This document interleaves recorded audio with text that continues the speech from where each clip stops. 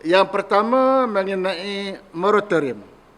Saya ingin umumkan bahawa moratorium untuk PUNB yang sebelum ini telah saya umumkan berakhir pada 31 Jun ini, 30 hari bulan Jun ini, tapi semalam Lembaga Pengarah telah bersetuju untuk kita sambung moratorium ini sehingga mulai 1 Julai sehingga 31 Disember 2021.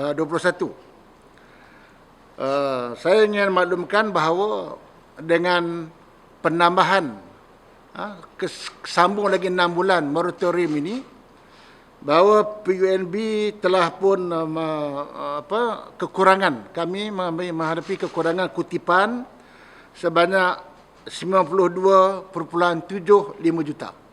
Ini yang untuk tempoh tahun ini saja, yang Januari sehingga Disember ni, kita kekurangan kutipan 92 juta.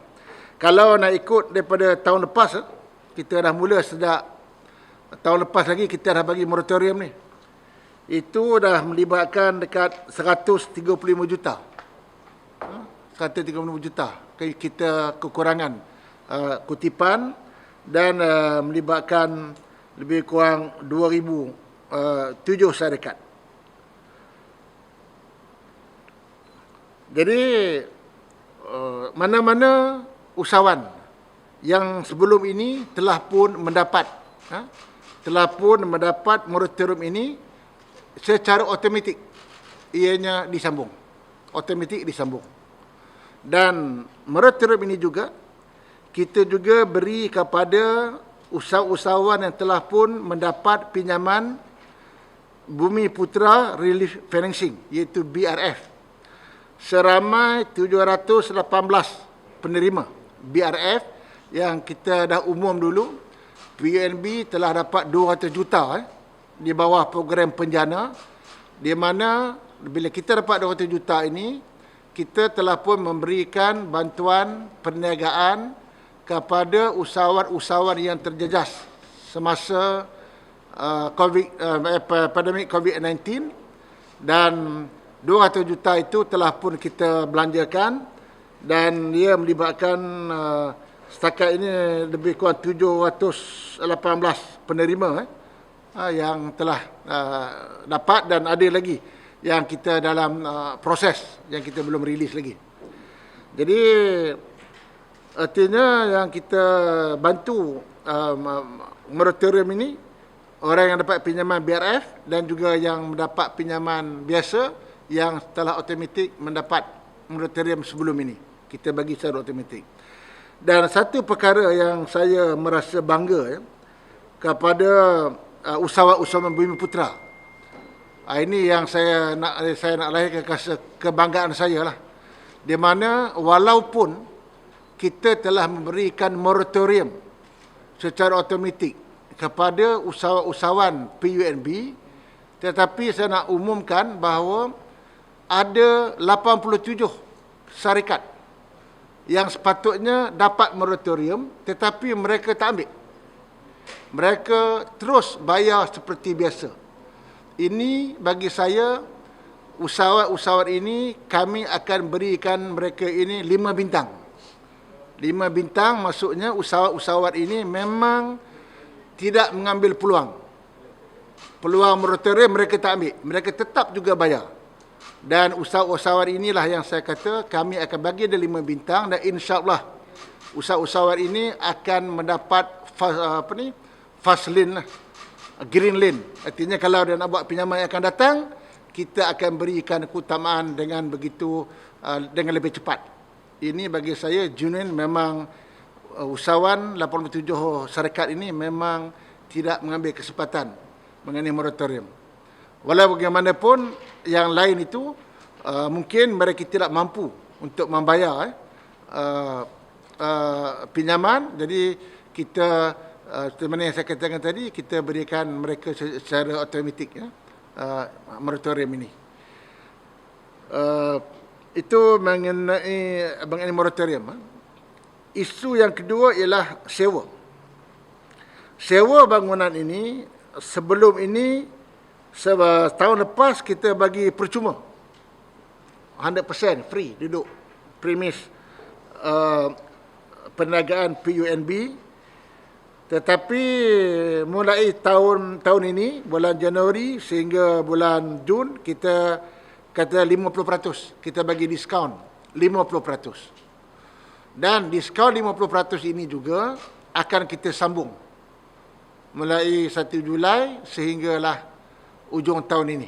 Kita bagi diskaun 50%. Walau bagaimanapun, kita juga ada flexibility kita. Kalau penyewa-penyewa ini boleh membuktikan bahawa mereka memang totally lockdown, perniagaan kita boleh pertimbangkan untuk memberikan pengecualian. Jadi, apapun yang kita buat, kita berikan, kita memikirkan. Bukan PUNB nak memikirkan keuntungan, tetapi kita nak memikirkan bagaimana kita nak menolong usahawan-usahawan yang terjejas akibat pandemik COVID-19 ini. Kutipan sewa ini saja, kalau dilihat, kita juga kehilangan income kita. Kalau daripada tahun lepas sampailah dijangka tahun ini, kita kehilangan kutipan lebih kurang 12.2 juta. 12.2 juta. Kerana kita ada 230 penyewa untuk premis perniagaan. Jadi itu isu yang kedua. Isu yang ketiga yang kita putuskan semalam, iaitu kita nak permudahkan peminjam-peminjam yang terkesan ataupun yang diberhentikan kerja kerana pandemik COVID-19. Kalau sebelum ini saya lihat bahawa peraturan pinjaman itu dianggap mengikut saluran pinjaman biasa. Dia adalah tempoh-tempoh dia. Tetapi semalam dalam board kita telah buat keputusan, kita nak permudahkan, di mana kita letak 2 syarat saja. Yang pertama, dia kena buktikan bahawa dia memang diberhentikan kerja kerana pandemik COVID-19. Yang kedua, kita akan memberikan keutamaan kepada mereka yang telah pun memulakan perniagaan. Itu kita akan berikan keutamaan. Artinya bila dia dah kena berhenti kerja, dia keluarkan modal dia sendiri dan mulakan perniagaan dia. Dan mungkin sekarang ini dia mungkin menghadapi masalah duit simpanan pun dah habis, dia nak teruskan perniagaan. Yang ini kita akan berikan keutamaan dan insya-Allah kita beri arahan semalam dalam tempoh 4 minggu. Permohonan ini kena diluluskan. Dan jumlah dia, kita telah putuskan semalam, kita peruntukkan setakat ini 50 juta dulu. 50 juta dan pinjaman yang kita beri kepada mereka yang terkesan kerana COVID-19 di bawah program SEPA ini, ialah pinjamannya 100,000 ke bawah. Dulu kita kata 50,000 ke 100,000, now kita kata 100,000 ke bawah. Jadi di situ nanti mungkin dia perlukan 40,000, dia perlukan 30,000. Ini kita akan lihat dan insya-Allah PUNB dengan kerjasama dengan pentadbir CEO pun ada, timbalan CEO pun ada, kita akan cuba mencapai matlamat untuk membantu usahawan ini. Untuk makluman, setakat ini bila kita dah mula buka dah ni permohonan SEPA ni. Setakat ini kita telah pun yang usahawan ataupun usahawan yang memohon untuk SEPA ini sehingga 2 Jun semalam ada 2,052 permohonan. Tetapi yang kita tengok daripada 2,052 ini hanya 124 je yang betul-betul lengkap permohonan dia. Jadi walaupun mungkin yang kadang tak lengkap ini, kemungkinan sebelum ini kita punya syarat-syarat tu agak ketat. Kita letak macam syarat pinjaman biasa. Macam-macam nak tengok secret lah. Ini tak ada. Kita tak ada cek ni semua. Sebab dia berlainan daripada saluran ataupun prosedur pinjaman biasa. Jadi kita nak percepatkan. Jadi kerana itu prinsip kita first come first serve.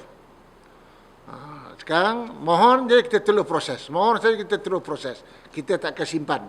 Dan kita tak akan minta dokumen-dokumen yang dalam statement bank ke, kita tak ada minta detail seperti itu.